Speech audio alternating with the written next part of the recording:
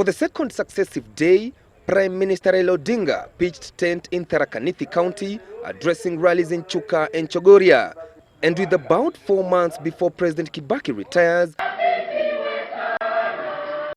Odinga took the opportunity to praise the president's leadership in the aftermath of the violence that erupted following the 2007 polls. While recalling the suspicion and mistrust that characterized the initial days of the coalition government, Odinga said it took a lot of effort for him and the president to build confidence. Odinga said he will stand up against tribalism and divisive politics, which he said have crippled the nation.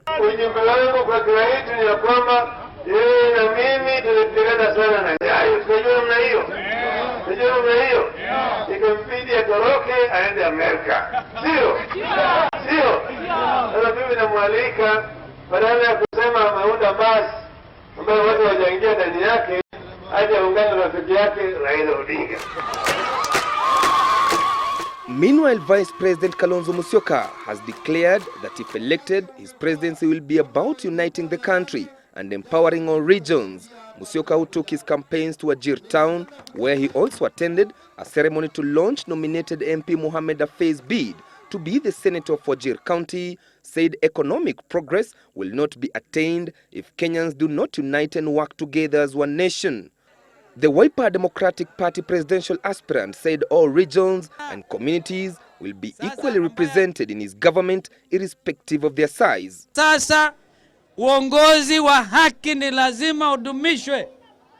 Na lazima kiongozi hawezi kubagua watu kwa vikundi vya ukabila. Wakati wa kuzika ukabila, Kenya hii umefika.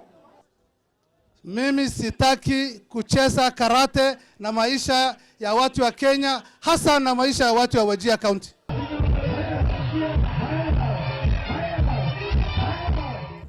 And for the fourth consecutive day, presidential aspirant on a United Democratic Forum party ticket, Deputy Prime Minister Musalia Mudavadi, continued with his campaigns in the vote-rich Rift Valley region, asking the local community to vote him in as the country's fourth president. Mudavadi, who addressed a public rally at the 64 Stadium in Eldoret town, reiterated that Kenya is not an island and requires the international community to survive. Mudavadi once more cautioned Kenyans against voting in a president who may be isolated by the international community, warning that the country risks being slapped with economic sanctions like was experienced in the 1990s. Mudavadi, who has been sidelined from the ongoing coalition talks in the G7 alliance, said the country is more important than any other individual. Serikali ambayo tuko nayo itaweza pia kupata mikopo kutoka nje.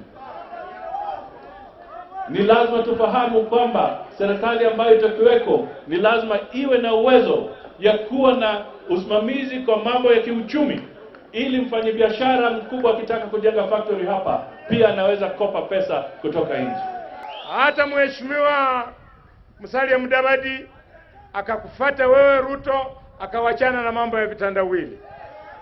Na ikiwa hiyo ndio mambo umeamua, tafadhali ujue ulianza vizuri, you are running well, na make sure umalize vizuri. Elsewhere, the United Republican Party presidential aspirant William Ruto continued with his vote-hunting mission in the Upper Eastern region. Ruto, accompanied by MPs allied to URP, held public rallies in Isiolo, where he took a swipe at Mudavadi over his remarks that Kenyans should not elect a president with a questionable record. Ruto said Kenyans will have the ultimate decision in electing their leaders and that the international community has no influence on whom will be elected as the country's fourth president. The Eldoret North MP also said his priority is to unite all communities and preach peace before and after the elections.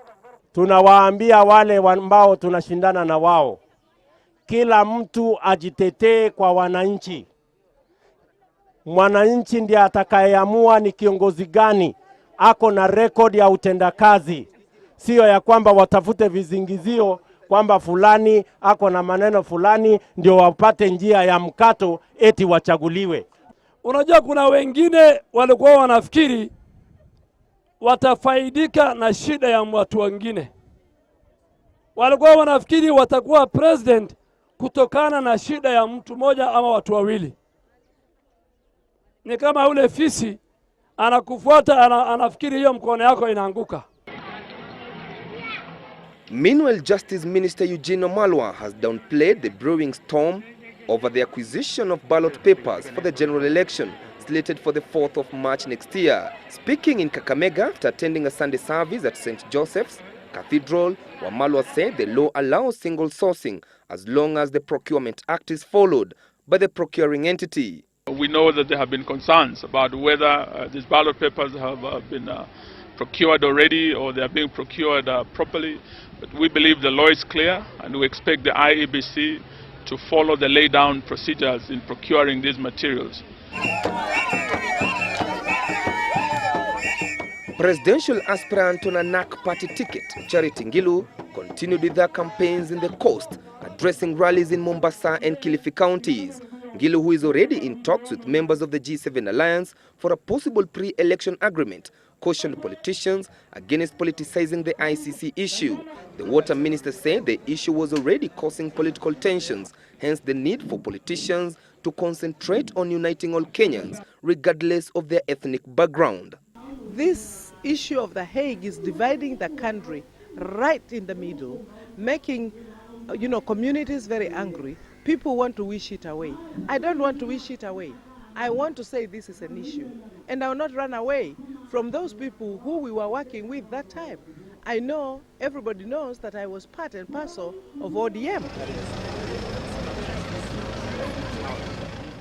Meanwhile, the Restore and Build Kenya presidential aspirant Professor James Ole Kiyapi has decried the security lapses in the country, which have been happening as politicians scramble to form coalitions.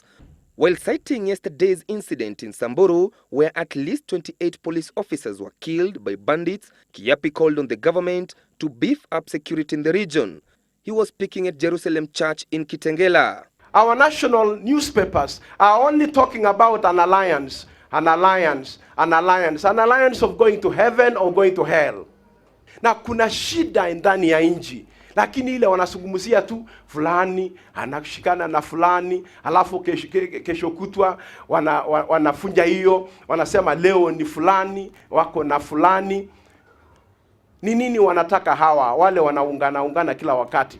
And with the general election drawing closer by the day, the list of those seeking to succeed President Kibaki continued to grow after yet another aspirant joined the race on a Roots Party of Kenya ticket, RPK. Professor George Wajakoya, who is a former CID officer and one of the investigators of the mysterious killing of the former Foreign Affairs Minister, Dr. Robert Ouko, asked Kenyans to vote him in as the 4th president, saying he has fresh ideas. Wajakoya said he will soon be hitting the ground to embark on countrywide campaigns to popularize his bid. Chris Thairu, Sunday Live.